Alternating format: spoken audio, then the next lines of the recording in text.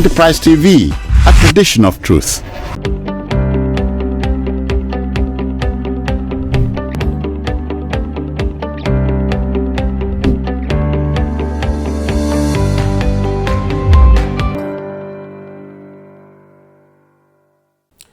You're welcome back, and if you just joined us, it's still Enterprise Morning. In our main conversation for this morning, Ondo State has a new governor. He is Lucky Aiyedatiwa, who was sworn in yesterday at the Koko Conference Hall of Government House, Alagbake, Akure, following the death of his principal and former governor, Rotimi Akeredolu, SAN. Former Governor Akeredolu succumbed to prostate cancer after spending about 6 months battling the ailment at the German hospital. In his inaugural address, Governor Aiyedatiwa paid tribute to the former governor and pointed to the task of collectively following in his footsteps. But as Governor Aiyedatiwa stepped into office, becoming the first governor of Ilaje extraction to do so, no fewer than 4 of the former governor's aides resigned. In the full picture, Aiyedatiwa's emergence as governor may have brought to a close several months of political infighting in Ondo State that nearly culminated in his impeachment as deputy governor in September. It may all be over now, or may just be getting started after all. Barrister Vance Ofeli stays back for the main conversation and is joined by Mr. Cyril. You're welcome, gentlemen. Thank you. All right.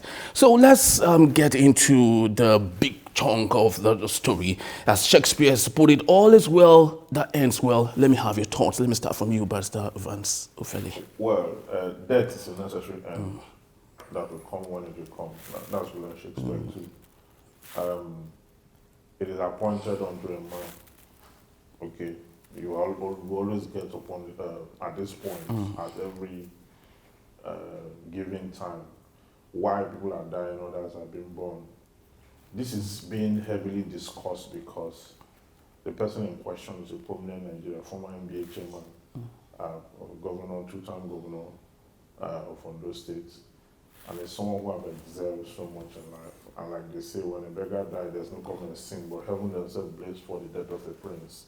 This is like the death of a prince. So his death is extensively discussed because there were issues before his demise in that state, infighting and a lot of political intrigues that under play in that state. The accusation of the governor's attempt to, entrench himself as an acting governor, and there are other accusations of financial misappropriation and infighting. Both sides have supporters. And like you can see, the death also have led to the resignation of some persons in that state. So perhaps I do not think that this might close the infighting. This is just a constitutional compliance. The state shouldn't run into constitutional crisis. So the constitution says that the ways for which you can remove a governor, there are 3 ways. Okay. One is by impeachment, other is by resignation, and the other is by death. Okay. So here, the governor is gone. The right thing to do is what the state have done. But in the days ahead, we'll find out whether the demise of the former governor will put an end to the squabble in that state politically. All right, let's look at the Aiyedatiwa's ability to stabilize the state, especially coming from how he emerged in the first place. We understand the infighting that went into all of that while Akeredolu was still battling his ailment and all of that. So let me hear from you, Mr. Cyril. How do you think it's possible for Aiyedatiwa to stabilize the state coming from a battlefront? So clearly, Mr. Aiyedatiwa will be swimming against the tide. The fact is that at the time Akeredolu was governor, it wasn't just an Akeredolu thing to not want to step aside, in spite of his ill health. It was more about the zoning arrangement in Ondo State. The fact that Aiyedatiwa is an Ilajeman, Ilajes have not produced a governor. If you went to it was like the Goodluck Jonathan situation in which a job, for example, may never have been able to emerge as president. True. Given that he's an ethnic minority, and given that the majoritarian tendency in Nigerian politics would have crowded him out. So, in Aiyedatiwa's case, he was brought in to stabilize Akeredolu's government in the first place when Akeredolu kept on having issues with his deputies. You know, the other deputy he had turned against him. In fact, I think he went out for governor with him. Yeah. So when he looked for somebody he could trust, somebody he could lean on, somebody whose loyalty he wouldn't doubt, he chose Lucky. Who is Lucky Aiyedatiwa? Aiyedatiwa had been with Akeredolu since the ACN days of 2012, when Akeredolu first ran and lost the bid to the governor from Ondo State against former governor Mimiko. You know, that was when Akeredolu first ran for governor. So Lucky has been with Akeredolu through thick and thin over the years. You know, they fought in the trenches. So he saw in him a faithful lieutenant that he could lean on, that wouldn't place eyes on his seat, no matter what the consequence, no matter the consequence. And I think that to a large extent, Lucky played ball. Okay. But somehow I think that the governor's ill health and the fact that that vacuum couldn't perhaps be left to just be like that. I mean, nature abhors the vacuum. So the governor, when Mr. Aiyedatiwa had been made acting governor, the issues that they have brought against him may not even have been issues of him trying to really become disloyal. I think they said they raised two issues. It was about the fact that monies came and maybe had gone to buy an SUV, you know, for himself as governor of the state. Okay. When perhaps they would have expected that money should have percolated within the structure. And then the accusation that he was trying to upstage the governor by getting people to impeach the governor, I feel is a bit of a far-fetching. But the fact that, you see, when you're a political minion in the midst of very big players, anything can be said against you, and it's difficult to rake yourself out of it. So the governor found himself, the deputy governor in a uniquely difficult situation.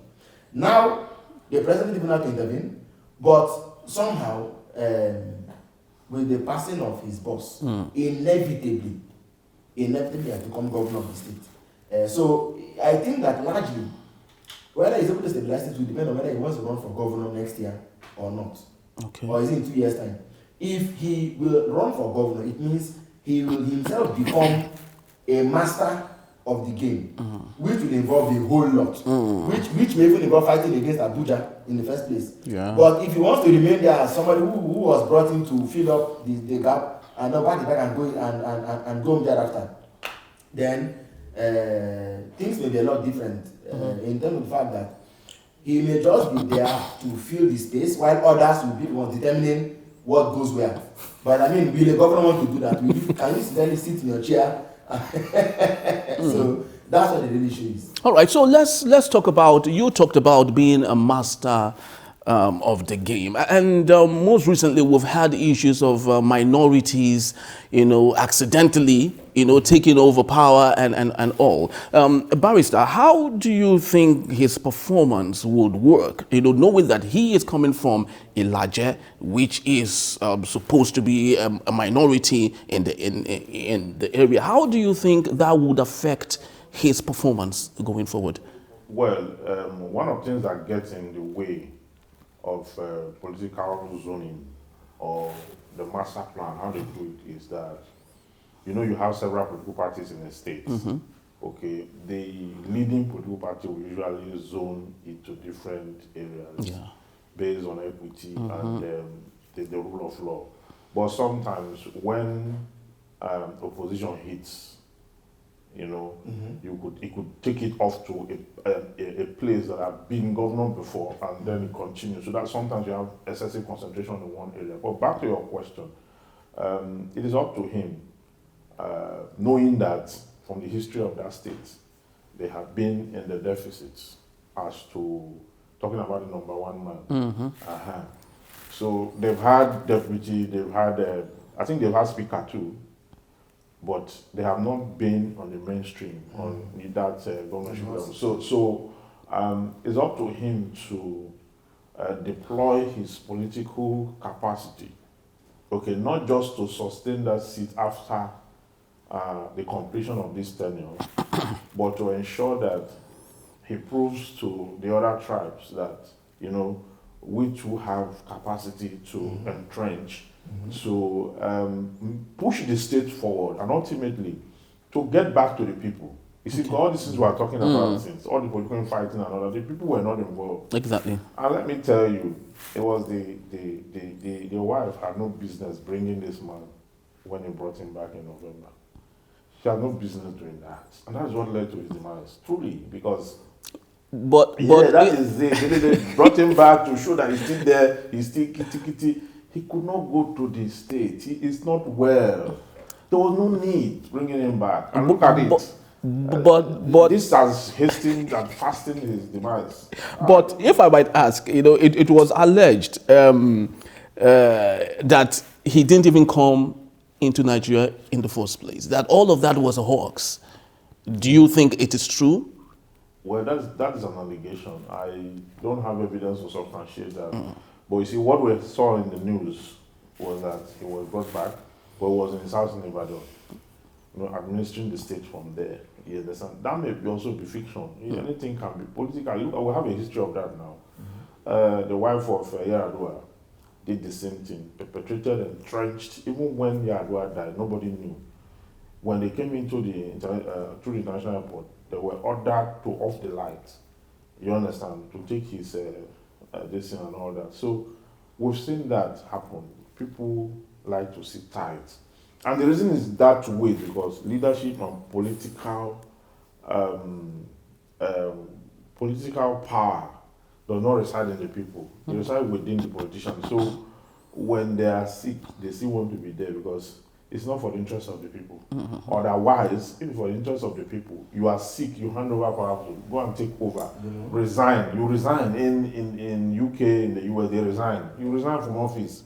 Why? Because the interest of the state should be above the interest of every other person. And the state should succeed, irrespective of the human condition presently constituted, whether illness, whether war, whatever it is. So that loyalty and allegiance that we owe to the state and the people is non-existent under our administration. So, and that is where our biggest problem is. When you see politicians have to deploy resources, funds, strategy, and all that, when they start their plotting, the people don't come in at all. When a conference where with the former governor of Kogi State, now former governor of Kogi State, well, there was a question I asked him in that event there in Abuja, and he told me, say when it comes to decision, he wants to tell us the truth. When looking at me, and when it comes to decision and critical decisions taken in this country where all governors converge and all that you don't matter. He said it to the Nigerians don't matter. Yes, he said it.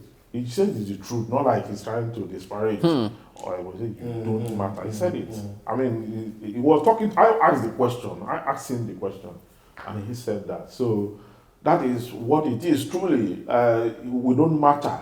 We don't matter at all, and that's the most painful thing about our politics and our political system. And as long as we continue that trajectory, this issue about this country changing is going to be a tall order. Wow. Now, Mr. Cyril, I know both scenarios might not be the same, but let's take the time to juxtapose both, especially as it concerns the interference of Bola Ahmed Tinubu. On the case of Port Harcourt, River State, Fubara and his allegiance to Wike, and now he's beginning to tilt towards Bola Ahmed Tinubu. Now let's bring it down to Ondo State too. On the case of Aiyedatiwa and the possible interference of Bola Ahmed Tinubu in seeing that he sways him towards his side. How do you think all of this can come together, especially as it concerns the governor being a man of himself? This is a very dicey situation. Number one, Mr. Akeredolu's passing, and again, I mean, our prayers are with the family of Mr. Akeredolu, but with his passing, the complexion of the political equation in the state has changed. It's no longer what it used to be. Now, if you followed the outcome of the meeting political leaders in the Southwest had with the president when they said he needed to intervene in the Ondo crisis. It was essentially one to stave off an impeachment against the deputy governor, governor one. But we also had that that an undated letter of resignation had been signed by the then deputy governor, which I don't think has had to come into effect anyway. But nobody refuted that claim. But we had that, he had signed. But the letter was not seen now. Of course, the letter was not seen, but again, it was not refuted. But what they said, people who had the meeting credibly said he has signed another letter of resignation. Now, it comes down to two things. One, Mr. Lucky, Aiyedatiwa, I don't know how far his luck can take him. But the issue is that if he believes that he can brave the tide and rise up to the occasion to own his government, to what's the word? Is it to placate or to have over the lawmakers of the state to his side? To overwhelm the federal government. Overwhelm the federal government. To be able also to maneuver through the party system, secure the nomination of his party for his own first time, for his own. No, the law says he can't run for governor, right? There's a law that says he can't run for governor because why? He succeeded. Yes, there's a law like that that barriers into office, into law that. No, the law has been amended in Nigeria now. If as an executive, as deputy governor or vice president, you succeeded your boss, you can't run for the office substantively. No, you can't. You can't. No, you can't. Yes, I remember. So of course that's already foreclosed. Wow. But assume that that alters the whole conversation now. It alters everything. But even then, the remaining time he has in office is quite sometimes for him to also prove that he can bring leadership to bear. He referred to the flyover that Governor Aiyedatiwa did in Ore in his speech. He also spoke about the Ondo lineal industrial law. So yes, all of these things, can he now take Ondo State to the next level? The state of sunshine. This is where the real crux of the matter is. I want to look at it from a point of leadership, not just of politics and of governance, but real leadership. How can he keep to the words he spoke in his speech when he was talking about the fact that there was the need to also continue the legacies of his former principal? So, okay, let's take the master plan. What can we tweak? What can we add? And how can we now move on those to the next level? I think being his own man is something that comes inevitably. Yes. But being his own man, he should not be quick to exact that. He's not yet his own man because he was brought in as a governor by Providence. And what I know about the human history is that Providence can be twisted by the forces that hovers over the stratosphere. People can constitute.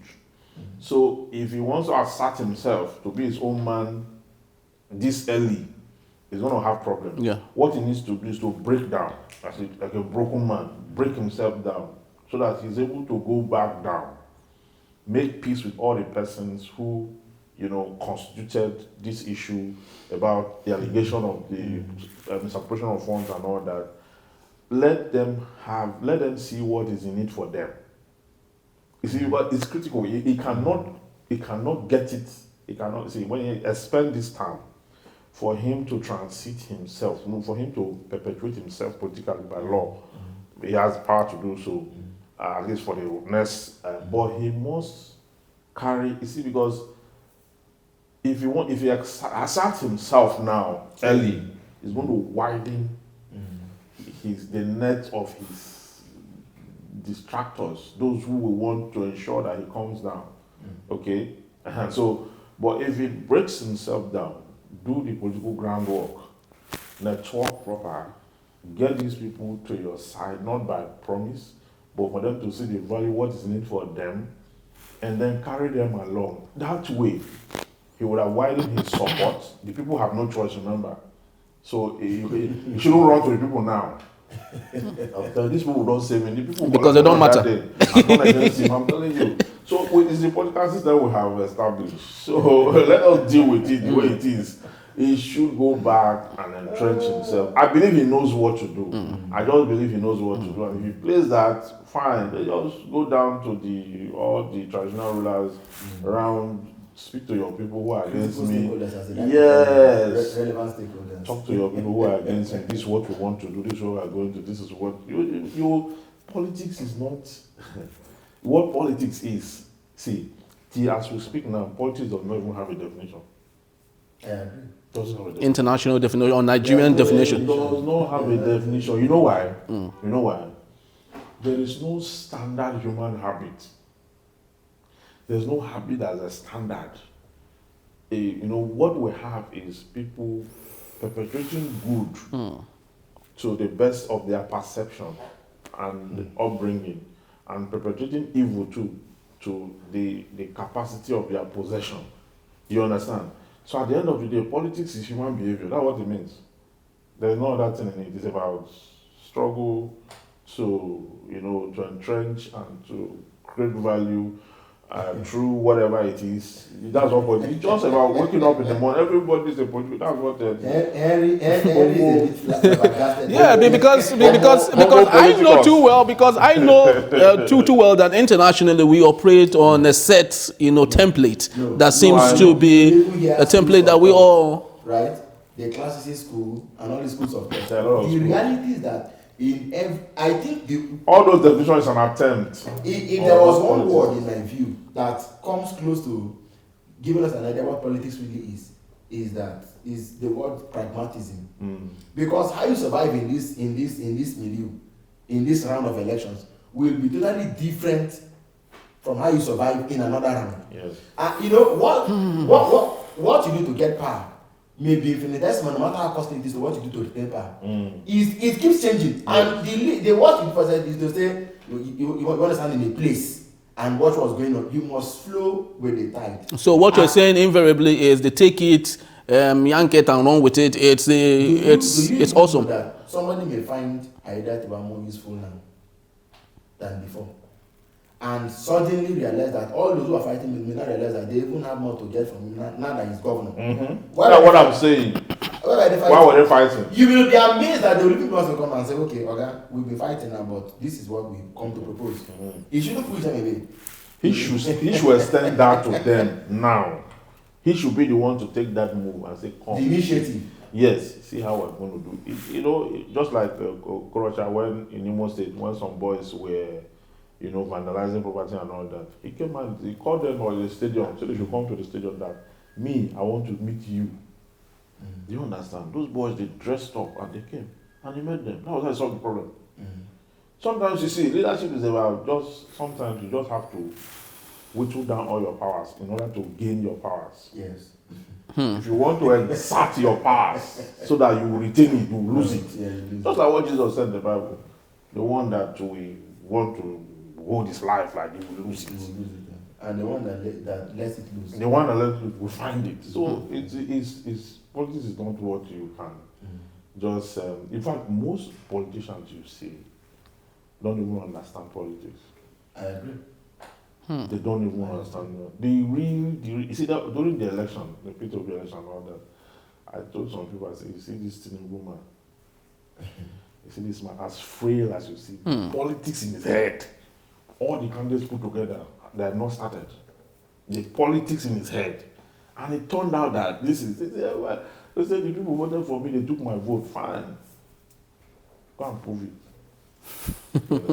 The humblest of them all was, I think for me, was Obama. Because in 2008 or 9, they asked him, in 8, they asked him, said, Mr. President, Mr. Obama, if you won the election, what would be your priority? 1, 2, 3, 4. Very, very instructive.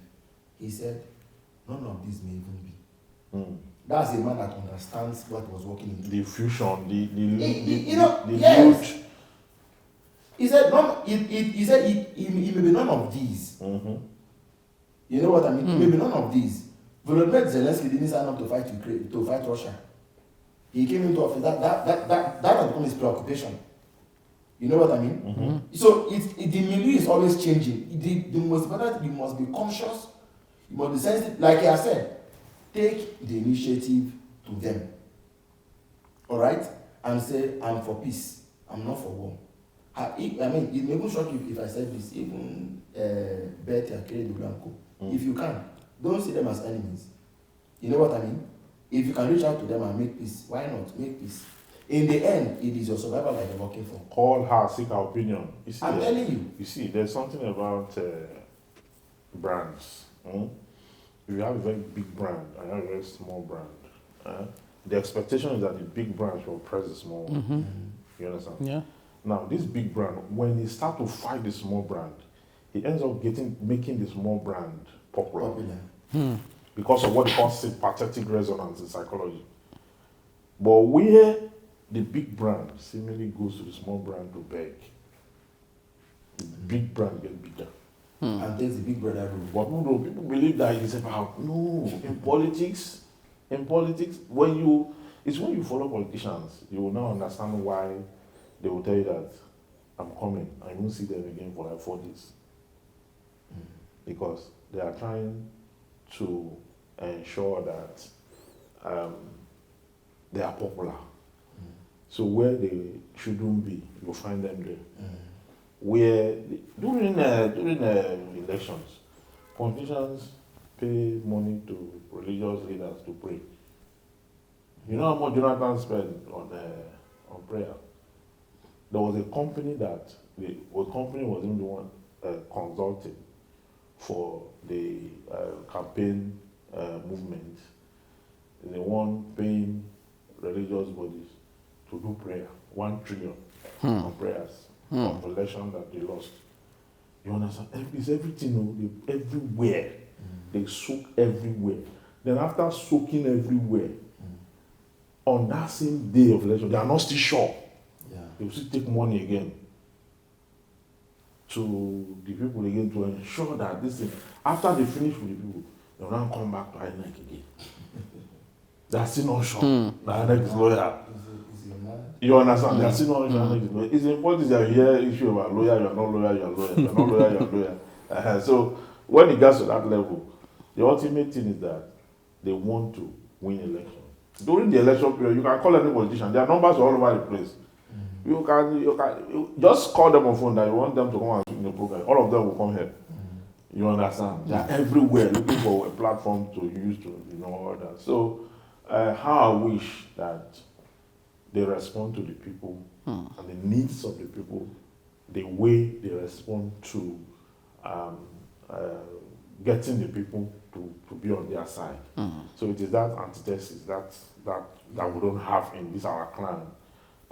That's what we don't have. Otherwise, you see that we have gotten to a point where the people need to matter in this case. You understand? So just like when they took the fund that Boris stole from Delta State and used it to plunge into this Lagos-Ibadan expressway, we went to court. I was the one I led the team of lawyers that went to we sued. And we were going to court. I thought they would reloot it. So but when I saw the way the work was done, because I live at this axis, one day I called the team of lawyers. I said, these people are using this, even if it's our money. I'm just saying so that you guys will know that each time you are passing this, our money they used to do that, so that you will know that Delta State money to complete that. So I got the point, I said, maybe we should withdraw this case. Because even the judge saying, is there work going on there? I said, yeah, fine, we are seeing things going on there, but it does not change the fact that they took our money. Our money is our money. And Section 162 of the Constitution, the state earned that money. But today, it has been blown into that place and the thing is fine. So we say, okay, fine. The people, in one way or the other, those who travel through that route to Delta to partake from the... But what I'm saying is that, what I'm trying to say in effect is that democracy should be about the people and nothing else. All right, so let's assume, we'll have less than 2 minutes to spend, and let's assume if Aiyedatiwa follows through all of this advice that we've given to him on air right now, and on the other side of the coin, things happen not to be the way he expected it. But Tinubu turns up as a great politician, like Barrister Evans did say, turns out to say, okay, you're not my candidate. What do you expect he would do? So, like I said, nations and individuals don't ride on the wings of destiny. We've painted a very concrete picture of pragmatism and pragmatic work that is required. The fact that Mr. Aiyedatiwa himself had chosen or had handpicked Lucky Aiyedatiwa to be his deputy governor showed that there was a measure of faith in him. Now, which you believe diluted over time, of course, with the fracas that we saw. Yeah, but the fracas notwithstanding, he's governor now, so he's in a vantage position. And then if he's able to get the support of Mrs. Aiyedatiwa, I mean, they could come together to inherit, in a manner of speaking, and what will be left of the political dynasty, the political structure that was Aketis in his lifetime, and who knows how far they can go from there. But if he tries to be too adversarial, tries to be too confrontational, tries to be too aggressive, tries to be too factional to say it was you versus me, now it is me versus you, I can tell you he won't go very far. They won't get the party ticket. Even what then, you will do he is what you will do is to partner with the opposition. That's what he has to do. Which is a lean chance, Yeah. because you are talking about Southwest that have a very big spread, the APC. So before you are able to pull through that, you are going to go through so much. And you see, the man in question is quite popular. I mean, the demise governor. Okay, yeah. It's quite popular. Whether he's working or he works or he didn't work well, it's quite popular in a way. You understand? So the best thing to do is to ride on his popularity to gain prowess further. You entrench yourself within the flow that's already established. But if you want to go and work against the entire flow, you can only survive it to the extent that you are a governor. Criminal prosecution cannot be brought against you, but impeachment proceeding can be brought against you. You understand? And they will succeed. When they're working against the old guard, they will succeed. All right, well. It's really been an exciting discourse, if you would ask me. And for us, we just pray, we hope and we pray that Ondo State would have a very awesome time, especially with their new man, Aiyedatiwa. So we would love to say thank you to Mr. Evans, Barrister Evans Ufeli, for being part of our show today, and Mr. Cyril Abaku. Thank you so very much, sir, for being part of our show today. And to our audience, we'd love to say big thank you once more for always finding out time to be part of our show. But please do like, follow, and comment on all our social media platforms at Enterprise TV7. Subscribe to our YouTube at Enterprise TV7 and add the notification bell so you get notified whenever we drop our contents. I am Henry Ikwebike. I'll see you tomorrow.